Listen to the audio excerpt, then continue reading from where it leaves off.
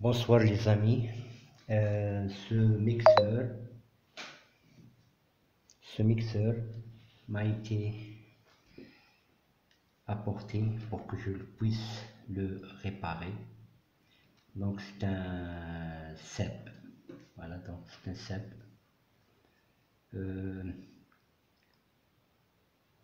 Hand Blender, modèle numéro 8129, AC 230 volts, 50 Hz, puissance 210 watts. Ce mixeur est pratiquement neuf.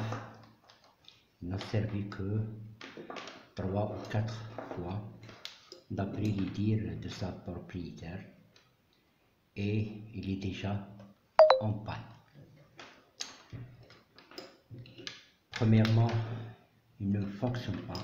Je vais le mettre sur le secteur et j'appuie, il n'y a rien. Ça ne répond pas. Donc il ne marche pas.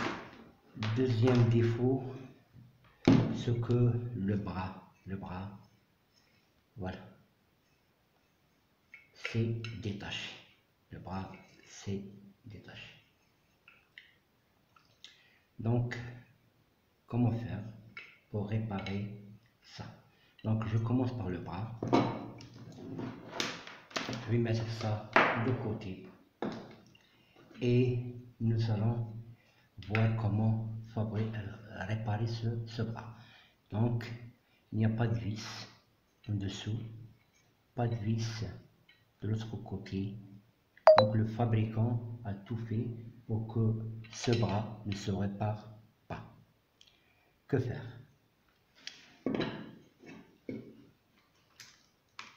Il y a une petite encoche là, juste là. Et à l'aide d'un tournevis, et on essaye de l'ouvrir. Voilà, c'est bon. Donc, on a ouvert le couvercle. Et voilà le résultat. Donc, on a un cyclips. Je ne sais pas si vous le voyez bien. Donc, une demi-rondelle. Il s'appelle un cyclips. Donc, ce cyclips-là, c'est détaché. Normalement, il aurait été là, juste là, accroché juste là. Donc, ce qu'il faut faire, c'est de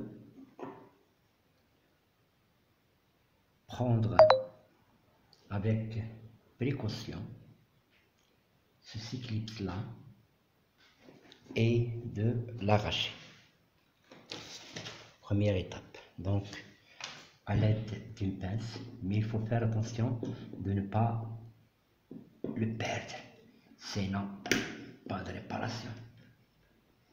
Ou vous serez obligé d'en acheter un autre, un nouveau. Et avec le confinement, ça sera un peu difficile chez nous. Donc, qu'est-ce que je vais faire? Je vais juste le serrer un peu, juste le serrer un peu, juste un peu, voilà. Après, il faut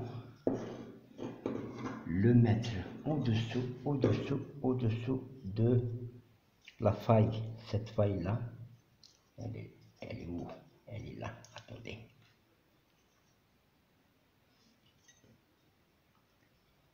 Donc, sous la faille, et le remettre et le faire glisser jusqu'à l'intérieur. Donc, je vais le remettre, c'est un peu difficile en filmant, donc je vais le remettre et je vous montre comment on va le glisser au fond. Après avoir enlevé le cyclips, j'ai retrouvé une rondelle. Cette rondelle, elle doit se positionner dans la dernière faille, là, pour tenir. Et après, donc, on va enfoncer le cyclips jusque là. Donc, je vais le faire passer cette rondelle, la mettre à sa place et après on va pousser la deuxième. Donc juste le temps pour trouver quelque chose pour que je puisse l'enfoncer au fond.